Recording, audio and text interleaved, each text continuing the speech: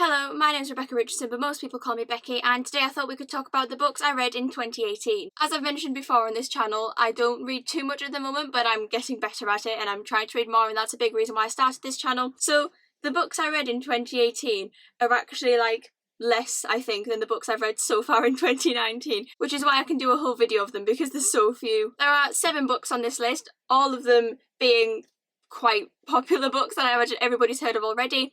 I am still trying to catch up on series because I didn't read for so long, so you've probably read every series on this list if you're into the same kind of books as me, which is literally just YA fantasy, to be fair. I will say now, there isn't much range in these books. A lot of them are of the same series or by the same author. In fact, there's only 3 authors on this list, which is another thing I'm working on this year, reading outside of what I'm used to. So I won't talk for too long because you've probably already heard of all of these books. But the first book on the list of books I read in 2018 is Lord of Shadows by Cassandra Clare. This is on here because I can't quite remember whether I read it at the very end of 2017 or the beginning of 2018. So I put it on because it was around that time. It was either late December or early January, so I thought I might as well just put it on anyway. Lord of Shadows is the second book in the Dark Artificers trilogy by Cassandra Clare. It's one of the Shadowhunter Chronicles books. In the first book, Lady Midnight, we followed Emma Carstairs and Julian Blackthorne as they were trying to deal with a warlock foe and a cult, basically. And the second one is the follow-on from that. I won't say much about it because obviously I don't want to spoil the first one, so I will say, however, that from this book and the last one, it does get more political than the first book. The villain in book 1 kind of becomes a lot less relevant as the series continues, and we see a lot more political figures come into it. I would say there is definitely some sort of influence from modern day politics on the series, as far as difficult men of power go, and then lots of very culty people who don't particularly like other people. The reason I was so late to reading Lord of Shadows is because I procrastinated reading book 1, Lady Midnight, for ages. I don't really know why. I was just concerned for some reason that I wouldn't like it, so I just put off reading it when it came out, and so it was a while later that I got round to it, so it was a while later that I got round to this as well. But I will say that the Dark Artificers, book 1 and 2 especially, are probably my favourite as far as Shadowhunter Chronicles series go. I'd say for me the most interesting character in Lord of Shadows was definitely Julian Blackthorne, as he was in the first book, just because he's a very morally grey character, which I think is a slightly different character to what we're used to seeing in the Shadowhunter Chronicles books. A lot of the time, especially in the Mortal Instruments and even in the Infernal Devices, every character was either good or bad. Everything was very black and white, and it was easy to make a decision about what you thought on a character because, oh, those are the good ones and those are the bad ones. In this, Julian is very morally grey, so he does some bad things, he makes some bad decisions, but always with good intentions. And that kind of means that he sort of toes that moral line a bit more, and I loved seeing a character like that.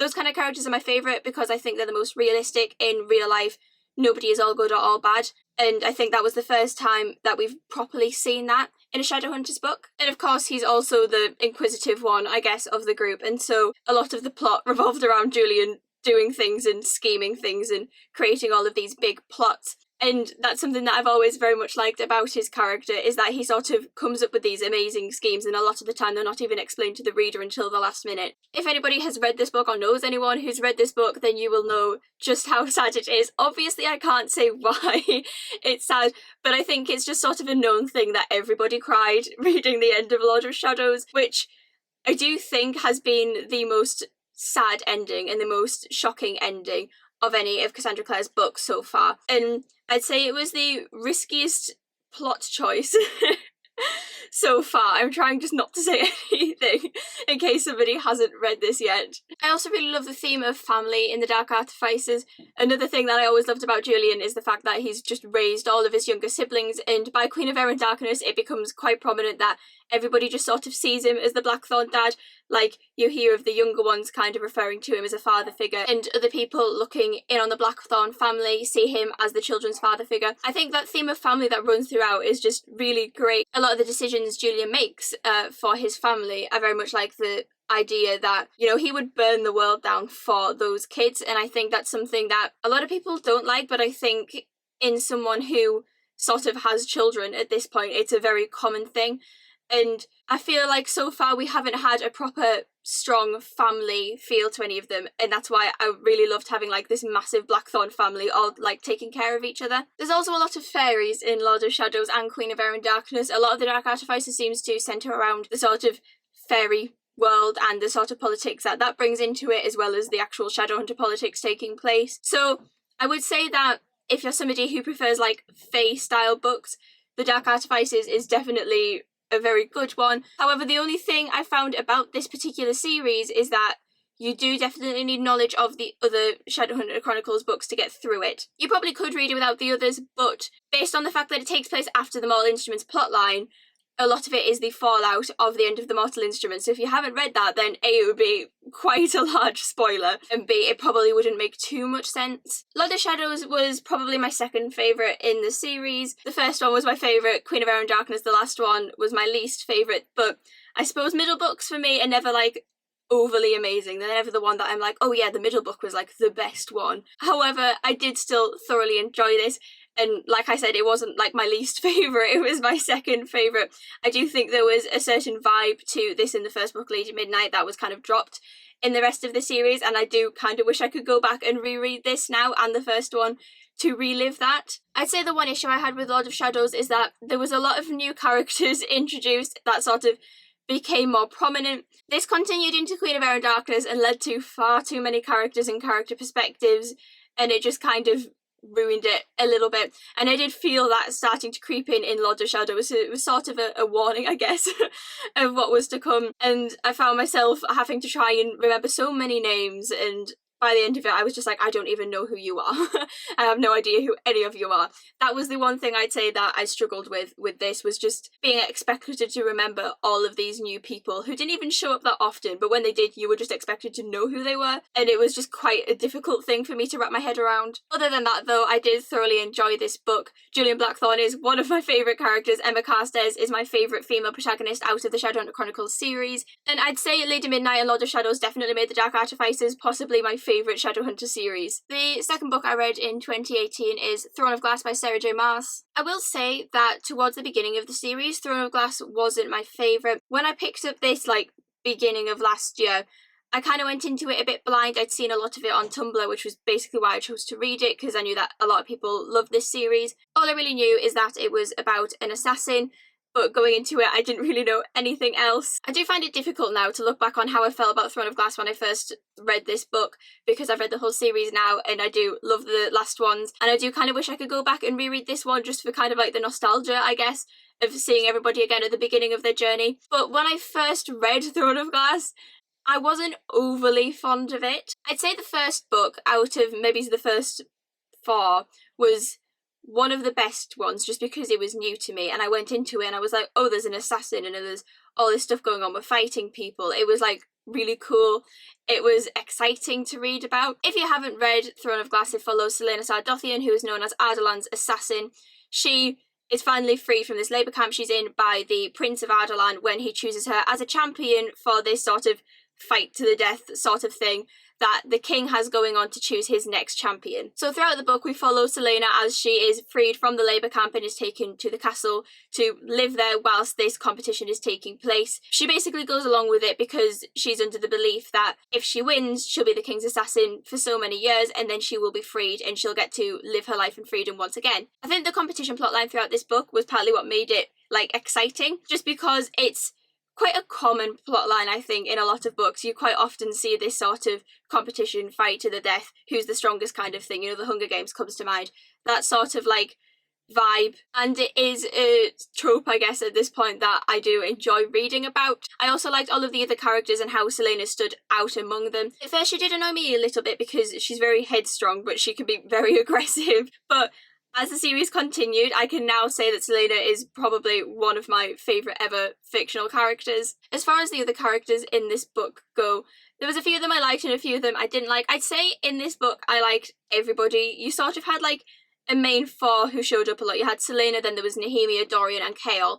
And in Throne of Glass, I would say I was a fan of like everybody in it. There wasn't really a character other than maybe Coltane, there was no character that I was like, I don't like you, which was a breath of fresh air, to be quite honest. I'm used to hating the majority of characters in a book I read. It is funny looking back on Throne of Glass now after finishing the series and just seeing how far all of these characters have come, which is why I might end up rereading this one day, but it was definitely an exciting read first time. So with that in mind, the second book that I read in 2018 is Crown of Midnight by Sarah J Maas. I'm trying to be very careful because as this series continues, I don't want to be talking about the plotline.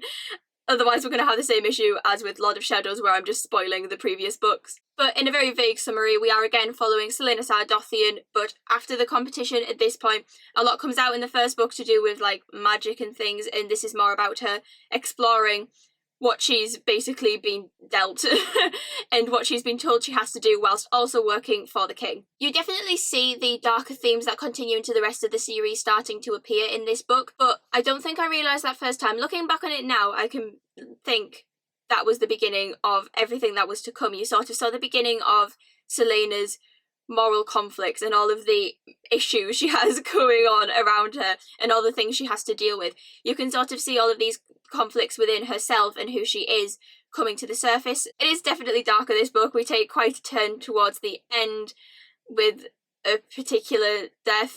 I'm trying to be really careful. I would say that I didn't enjoy this as much as I enjoyed the first one, just because I suppose it's a follow-on. Quite often the second book, as I mentioned earlier, isn't like the best out of them, and I think a lot of this was just kind of setting up for what was to come.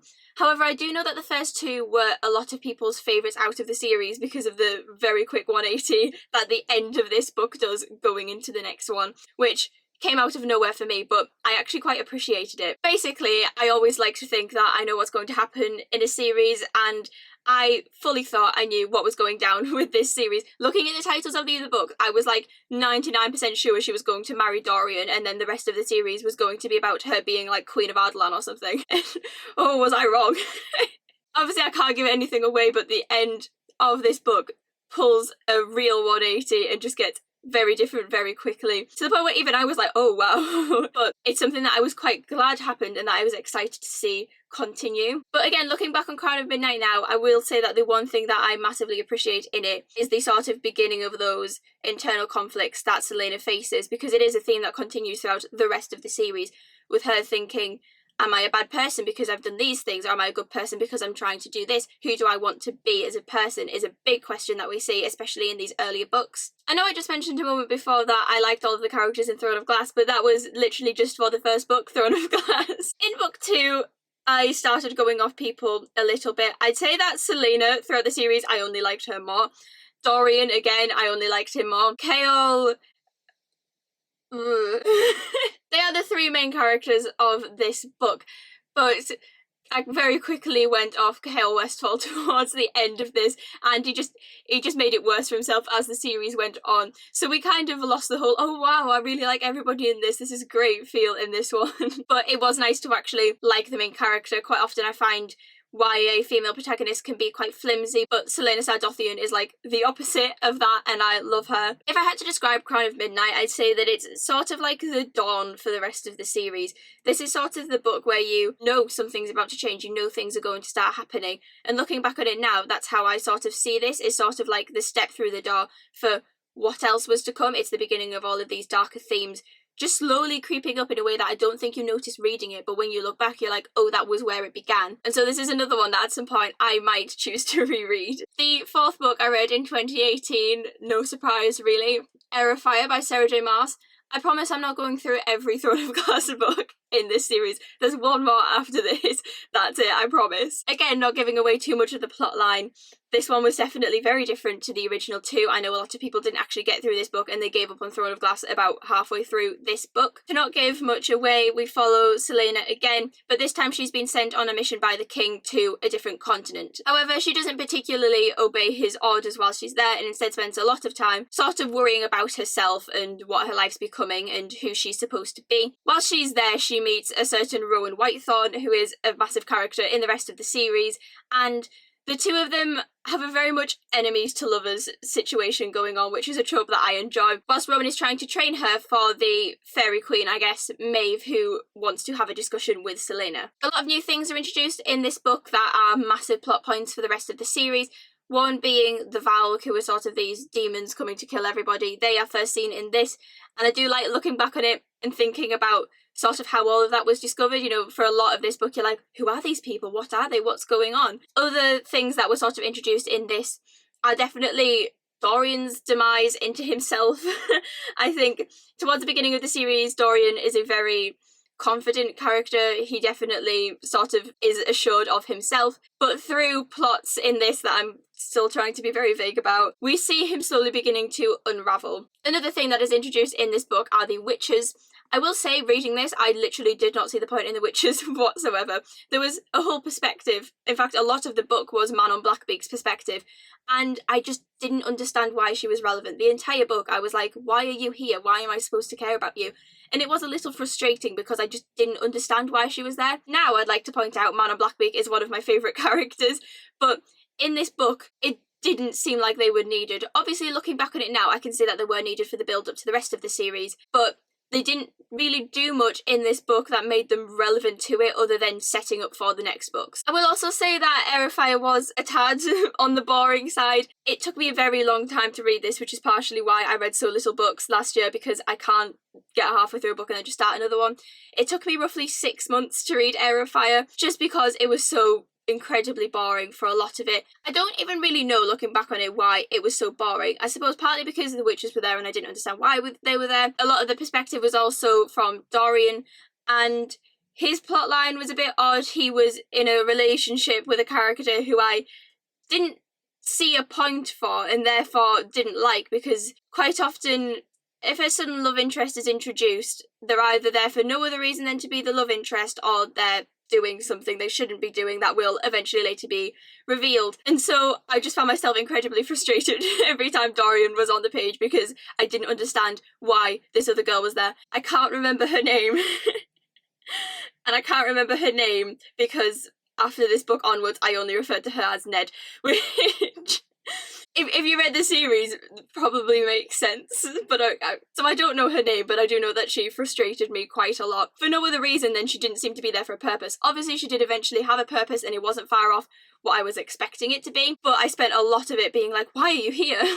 There was some interesting bits with Rowan and Celaena. I do very much like the whole sort of fairy theme, which I know is a big reason why some people stopped reading, because it is so different to the first two books. Suddenly everybody has like magic and stuff, but it is something that I enjoy. And so I did like watching Celaena sort of come into her powers and learn about all of that. There were bits that I still found boring, even from her perspective, because it did just feel like it went on for a very, very long time. The pace was quite slow for most of the book. And for that reason, I would say that Heir of Fire is probably one of my least favourites, which I know isn't an unpopular opinion. And I do think it is mostly down to the fact that it was so different to the first two that it took some adjusting. The fifth book that I read in 2018 was Queen of Shadows by Sarah J Maas. Admittedly, I don't remember much of Queen of Shadows. I read it in like a week on holiday because I just wanted to get through it. It was one of those books that I had absolutely no idea what was going on for the entirety of it. So in an attempt to summarise the plotline, Celaena is back in Ardalan, and there is a rebellion brewing, basically. There are these Valg that are being dealt with in some form or another, and in this book we see Celaena finally begin to sort of understand a little bit more about what's going on with the king and how he and some other people may be involved in something much larger. At the end of Heir of Fire, big things happen. I would say the end of Heir of Fire was the best bit of that book because it leads into this. And in this, there are some issues with Dorian. I'm trying to be incredibly vague to not give anything away. That's really all I remember of this book, not gonna lie, was the Dorian plotline, because it kept me on edge for the entire book. I almost went off every other character in the series because of the debate going on over Dorian.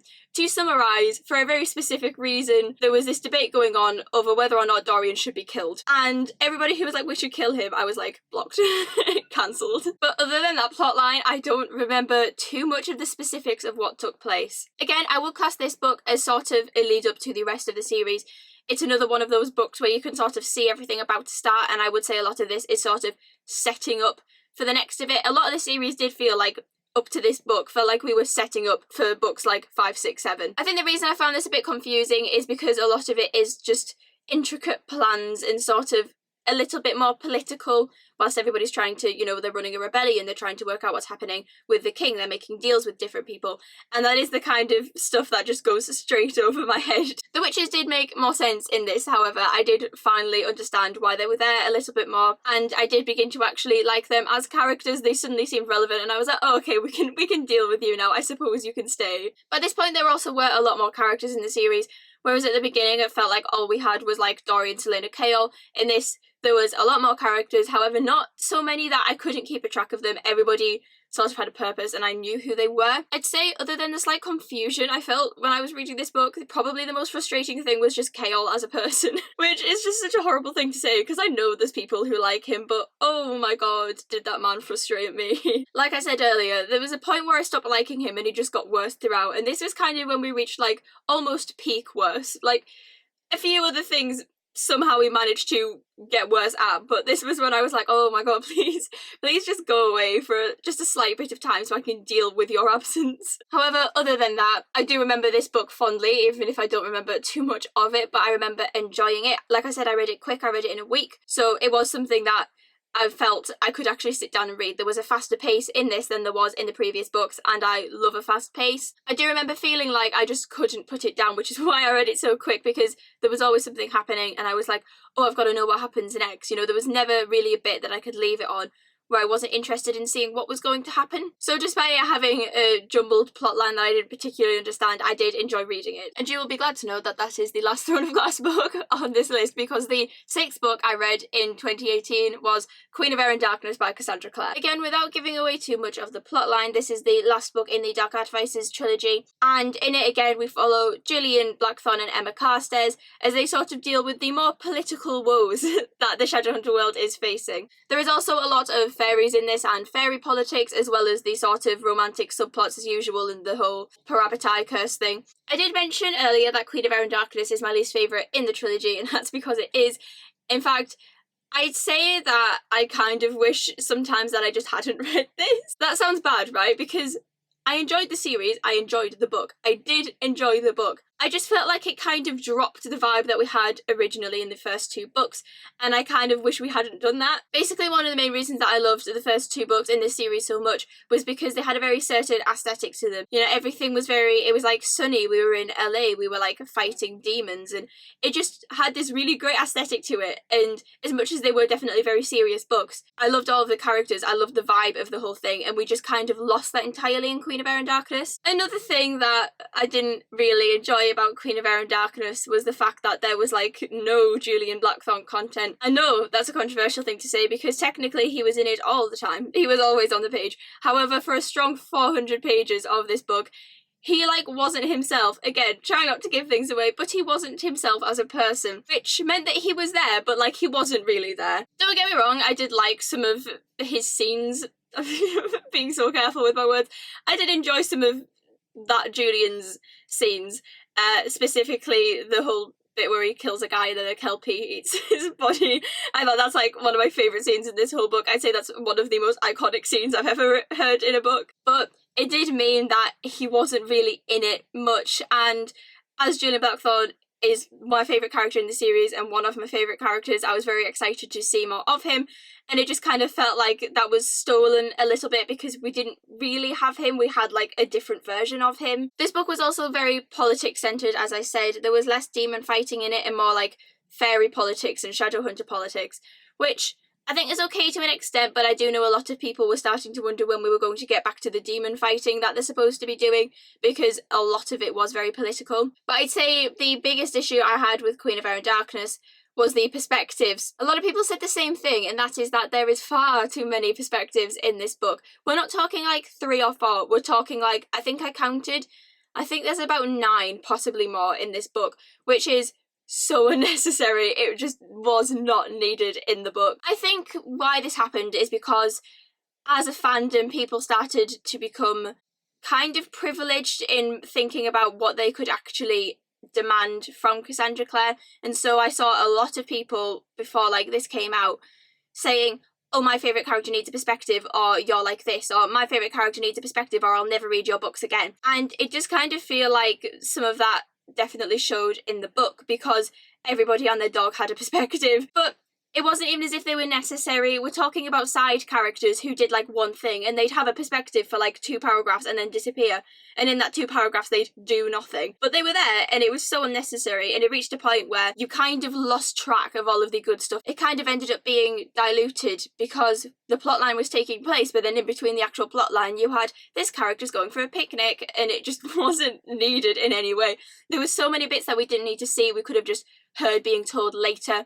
There were so many bits that weren't even necessary at all because they didn't really affect the plotline. And as much as I do think it's good to include things that aren't like main plotline stuff to kind of show more character, it did reach a point where I was just like very much considering skipping some perspectives to get to the good stuff. There was also like a strong 200 pages in this that focused very much on a side relationship that was going on, which I wasn't a fan of. I liked the sort of ship, I suppose, but like they weren't my favourite. I wasn't overly bothered, but we focused on them a lot for a couple that was supposed to be sort of on the side. And again, it reached a point where I was like flicking forward and being like, how much of this do I have left? How much until we get to the actual plot line?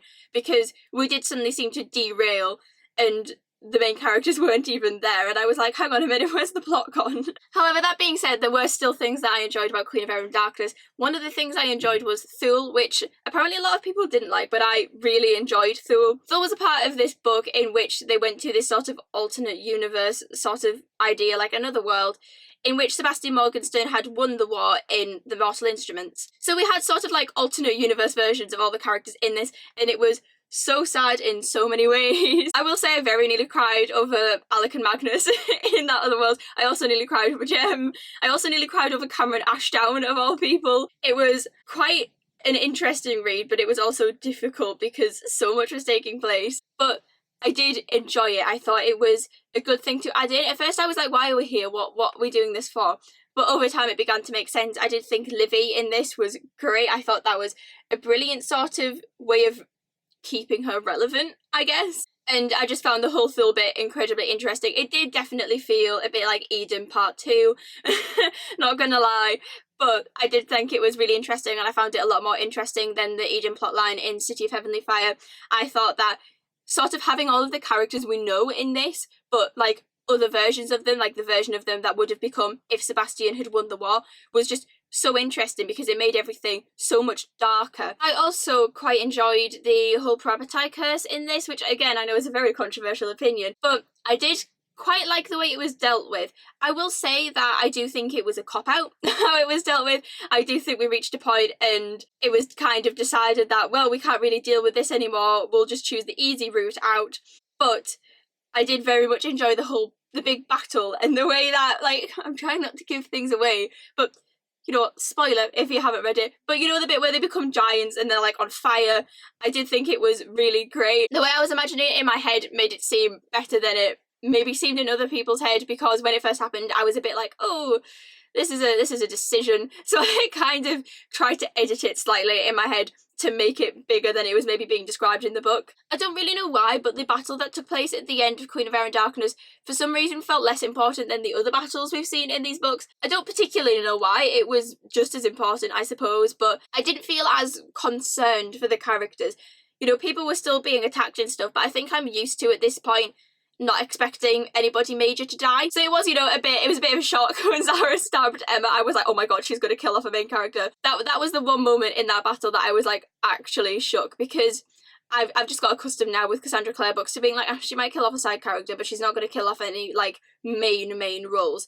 Because, to be fair, she still hasn't to date. I think the overall sort of opinion I have of Queen of Air and Darkness was that there were good bits in it, but those good bits were lost because they were just diluted by all of this other stuff that wasn't needed. That was definitely just shoved in there because they'd opened up so many different character plot lines and so many subplots that they all very quickly needed to be tied up. And that's why the book's so goddamn long, because a lot of this is just tying up other plot lines that weren't particularly relevant to the main plotline, and I lost track of what was actually the important stuff. So as much as there were good scenes, like you had Thule and there was the odd scene that was funny or just like exciting to read about, you know, the battle at the end, it was all sort of drowned out in this kind of a lot of useless perspective stuff that just wasn't needed. That was definitely my only major dig with it, though, was that there was just far too many people given perspectives that didn't need them. But I was very happy that everybody is happy, I guess, at the end of this book. Everything was sort of nice for them. I am, like, kind of hoping that we might get some sort of short story, possibly more, about Julian and Emma's travel year, because I do think that would be amazing. I doubt it'll happen, because we are at this point requesting a lot of different books from Cassandra Clare, who's currently trying to tie up her series. But it's just something that I would at least like to hear a little bit more about, because it did sound exciting. But I am looking forward to seeing these characters in the Wicked Powers, just because obviously this is the first series we've had with a lot of them, and that's kind of sad for me, because like Julian and Emma are probably two of my favourite characters in the Shadowhunter Chronicles, and they've had so little content in comparison to others that I am looking forward to seeing them, as well as, of course, Drew, Kit and Ty in the Wicked Powers. So yeah, if you can overlook the sort of issues this book had, I would say that I still definitely enjoyed it, because I love these characters and the actual important bits of the plot line were very exciting to read. So the 7th and final book I read in 2018 is The Cruel Prince by Holly Black. So, what I will say about this is that I didn't particularly understand all of the hype. I do know this book was hyped a lot, and I just didn't enjoy it anywhere near as much as I thought I would. The main issue I had with this is that I thought the writing style was a bit simple. Like, it kind of got on my nerves. In fact, it did get on my nerves. And that's mainly because I felt Jude came across as very robotic. The Cruel Prince follows a character called Jude Duarte, who saw her parents murdered when she was young and was then stolen and taken to the world of fairy. Jude and his sisters now live in a place called Elfhame with the man who murdered their parents, and Jude wants to become a knight. They do face a lot of discrimination in this, which is a large part of Jude's story, because they are, of course, they're humans in this sort of fae world, so nobody likes them. They do face a lot of danger because these fairies are constantly trying to trick them. And a lot of the story follows Jude's anger at all of this and how she wants to get back at them. My main issue with the writing in this is that it kind of made Jude feel very robotic. I found that a lot of it, something would happen and she'd just be like, I was angry, or I was sad, and it just, like, got on my nerves. Like, she didn't seem to have much emotion to her, and it started to, like, really bother me after a while. Like, something big would happen, and instead of her seeming like she had emotions, all we'd get was, I was sad. And I was like, oh, you're sad? Can we know more about that, please? How are you sad? Why are you sad? What's making you sad? What are you doing that shows you're sad? Other than just, I am sad. And it eventually got on my nerves quite a lot, to the point where I didn't actually know if I was going to finish the book. The other thing that bothered me was that I didn't understand Jude's motivations at all. I don't know whether that's just me and I was just missing something, but it kind of felt like there was little explanation. And this continued into The Wicked King, the second book. She was doing things, and I didn't really understand why. Like, I didn't get why. It was like, I want to be a knight, and then it was like, I want to rule the world, I want to do this, I want to kill these people. And I was like, hang on a minute, why? I felt like we'd missed something, as if there was a bit in the book that I just hadn't read, like I just accidentally skipped 50 pages, and I was reading it like, why are you doing these things? What do you want to do these things for? Why are we here? Like, it just felt like something was missing, and I was like, have I forgot? Like, was it explained? Did we have a whole explanation as to why she feels these things have to be done, or why she wants this in life, other than I'm angry because I'm human? But speaking to other people, apparently it wasn't just me who thought this, and that some people were a little confused as to Jude's motives and the sort of lack of explanation that was there. Maybe you were just supposed to be very good at inference, which I'm not. So I was like, oh, she's angry, that's why she's doing these things, because she wants power, because everybody hates her or something. And then it kind of progressed, and I was like, now I don't know why you're doing this at all. I also didn't like Cardan that much in this book. I did like him in the second book, he sort of grew on me. But I went into this with everybody being like, oh my god, you'll love Cardan Greenbriar, he's like so amazing, he's so cute, everybody loves him.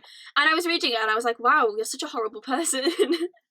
You're really mean. Like, I think his opening scene, he like rips the wing off someone, and I was like, I'm supposed to like this guy? So yeah, I definitely didn't attach to Cardan the way I was sort of supposed to from what everybody was saying. Like I said, he did grow on me towards the end of this and moving into the next book, when his motives were actually explained and we sort of saw more of him and more of his personality came out. But in this, he definitely wasn't the heartthrob that everybody said he was going to be. Positive points, however, to The Cruel Prince. I did enjoy I kind of call it the red wedding scene, but I suppose it was like a red coronation scene. I thought that was very exciting, and I really wasn't expecting it. It sort of came out of nowhere, and everything happened at once, and I was like, oh my god. It was like the first exciting thing that happened in the book. I would say that was definitely the highlight of this for me. I also liked the end with Jude's plan to put Cardan on the throne. I thought that was a plot twist that I wasn't necessarily expecting. It was really the end that made me read the next book. For the majority of this, I was like, yeah, this isn't for me. But it did pick up at the end, and a lot did come out, and we sort of had these plot twists that made me want to read the second book, and I'm glad I did, because I did enjoy The Wicked King a lot more. But The Cruel Prince definitely wasn't the best thing I've read. That being said, I am excited though for the final book in the series coming out later this year. So hopefully by the end of the series, this will be a bit like Throne of Glass, where it wasn't my thing overly to begin with, but by the end I did enjoy it. But that is it for books I read in 2018. Hopefully there'll be a much longer list by the end of this year. I've already done a halfway point video, and I will probably do another one in December, just to show how many books I've read this year in comparison to last year. But last year was definitely still a big reading year for me. It was the beginning of me exploring books outside of just Cassandra Clare that I've been reading for years, and I have enjoyed sharing with you my thoughts on some of those books. But that is all from me for now. Thank you so much for watching, and I will see you very soon. Bye!